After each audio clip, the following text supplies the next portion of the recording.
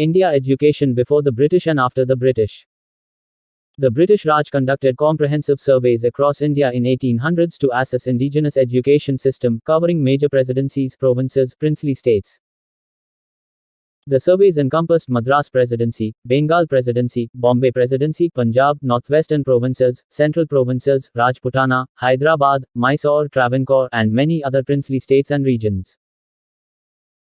Meticulous data was gathered on number of indigenous schools, subjects taught, student demographics, teacher profiles, funding structures, overall access to education. Student demographics showed an estimated 6% literacy rate for males and almost 0% literacy among females. When the British arrived in the early 1800s, India's overall literacy rate was around 3% of the population. Education was predominantly limited to and centered around upper castes like Brahmins, Kshatriyas, Vaishyas. Lower castes had minimal access. Ancient universities like Nalanda, Vikramshila and Taxila had declined by the medieval period, before the British arrived. No modern universities existed in India before the British established universities starting 1857. As Thomas Macaulay observed in 1835. All parties seem to be agreed on one point, that the dialects commonly spoken among the natives of this part of India contain neither literary nor scientific information. Until they are enriched from some other quarter, it will not be easy to translate any valuable work into them. However, as Mahatma Gandhi later critiqued, the beautiful tree of education was cut down by the British. In the name of education, we were made to absorb superficial information without understanding its real meaning. Dharampal's full name was Dharampal Suri. Dharampal, an Indian scholar, historian, and author known for his extensive research and writings on various aspects of India's history and culture, during his visit to London for other purposes, happened to spend a considerable amount of time in libraries there and came across archival material of extreme significance. Dharampal's research provided nuanced understanding of pockets of learning despite low literacy rates overall. His work showed the complexities and layers of 19th-century indigenous education before British influence. Crucial to understand what was lost in ancient Indian education system under colonial rule. While the British education system had some benefits, it is complex and requires nuanced analysis. It is true that under the British, some opportunities opened up for lower castes and women to gain limited access to education that was previously restricted. However, these opportunities were still very limited in scope and reach. The British did establish universities in India starting in 1857, introducing modern higher education. However, the focus and medium of instruction were heavily skewed toward British needs and English language, rather than Indian languages, culture or knowledge systems. Sanskrit and Indian texts were studied by some British scholars, like Sir William Jones, who established the Asiatic Society in 1784. Jones praised ancient Indian achievements.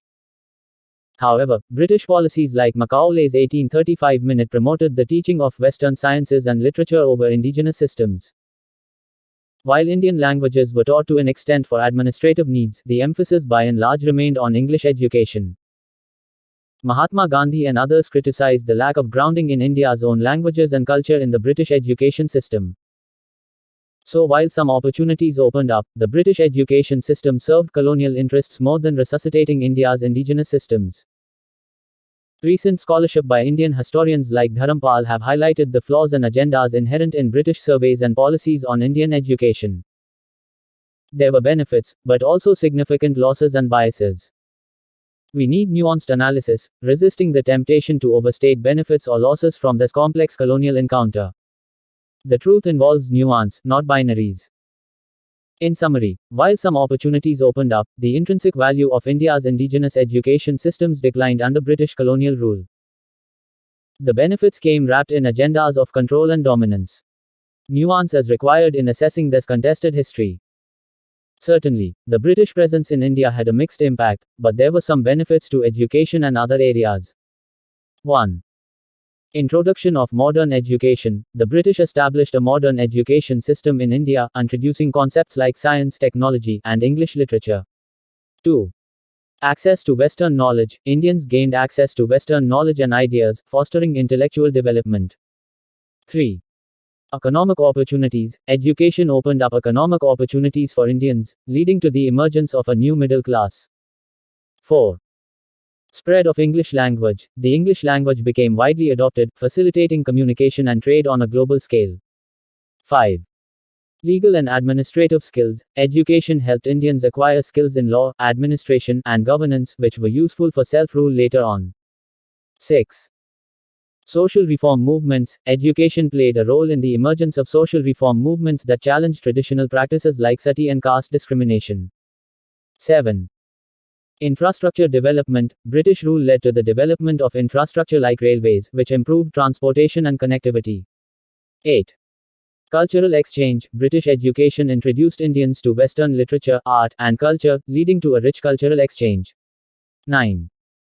Global perspective. Education encouraged Indians to adopt a more global perspective, contributing to India's role in the international community.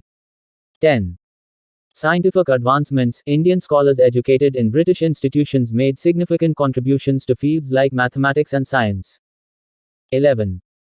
Nationalism and independence. The exposure to Western ideals of freedom and democracy through education played a crucial role in the Indian independence movement. 12. Healthcare and medicine. British institutions also contributed to advancements in healthcare and medical practices in India.